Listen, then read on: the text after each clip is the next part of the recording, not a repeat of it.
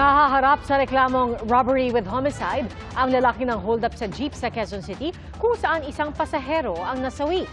Sa Caloocan, nagsampa na ng reklamo ang babaeng biglang sinunggaban ng isang lalaki habang naglalakad sa kalsada.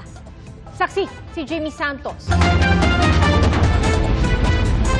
Nakabulagta sa kalsada at wala ng buhay ang babaeng yan nang tumalon mula sa sinasakyang jeep sa Commonwealth Avenue, Quezon City kagabi. Dead on arrival siya sa ospital. Sugatan naman ang 5 pang pasahero na tumalon din mula sa jeep.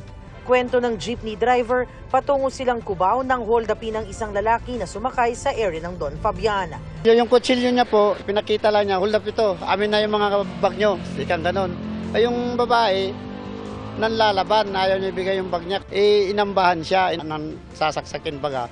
Tumalon mula sa jeep ang ilang pasahero pati ang kinakasama ng driver dahil dala-dala niya ang kita nila sa pamamasada. Ay nataranta ako, hindi ko alam ang gagawin ko, natatalon talaga ako. Sinubukang tumakas ng 54 anyos na suspect pero nahabol siya at binugbog ng mga sumaklolo. Pagdating namin sa area, nandun na yung mga riders na umabol sa suspect natin. Inawat na lang namin sila kasi may sakitan nang nangyayari. May sugat sa iba't ibang bahagi ng katawan at umiika-ika pa ang suspect na inamin ng krimen. Nabawi sa kanya ang bag ng nasawing biktima at ang ginamit na patalim. Dati na rin siyang nakulong dahil sa pagnanakaw. Nuran po akong trabaho. Tama lang bayaran ko ang nagawa ko sa tanong.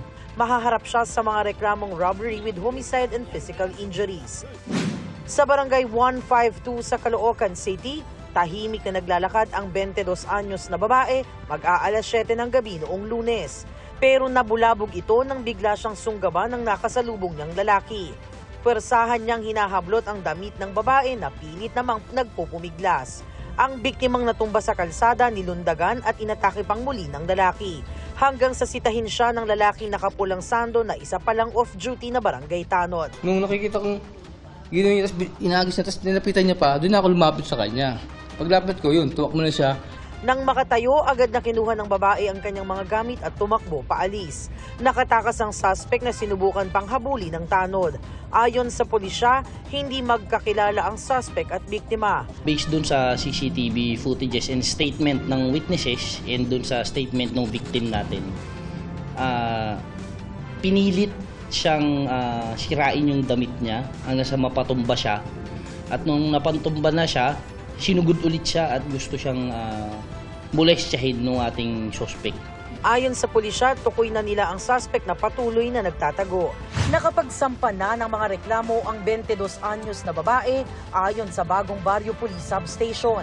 Ayon sa hepe ng Bagong Barrio Police Substation, para makaiwas sa ganitong sitwasyon, ugaliing maging alerto at mapagmatsyag sa paligid. Kung maglalakad tayo sa gabi at ilalabas natin yung cellphone natin, hindi natin alam kung ano yung mga dinadaanan natin. Maaring meron diyang mga masasamang loob na pwede tayong pagtangkaan. Kung maipit sa kaparehong sitwasyon tulad ng nangyari sa babaeng biktima, subukan tumawag ng atensyon o pansin ng mga tao sa paligid tulad ng pagsigaw. Kung crowded naman yung area, sumigaw tayo para mabigyan tayo ng atensyon ng mga taong nasa paligid natin. Pangalawa, kung ito naman ay deserted area, ang pinakamagandang gawin ay tumakbo.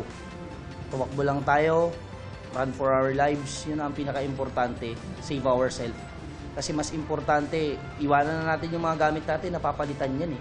Kung ang iyong cellphone o pera ang pakay ng suspect, wag na raw subukan manlaban. Kung dumating man yung point na may endanger yung ating buhay, sumunod na lang doon sa kriminal, don't make a scene, save ourselves, then yon ang pinakamaganda after the incident, tumakbo agad sa nearest police station para makadulog ng inyong reklamo.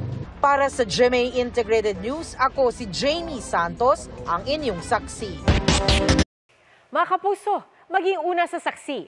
Mag-subscribe sa GMA Integrated News sa YouTube para sa iba't ibang balita.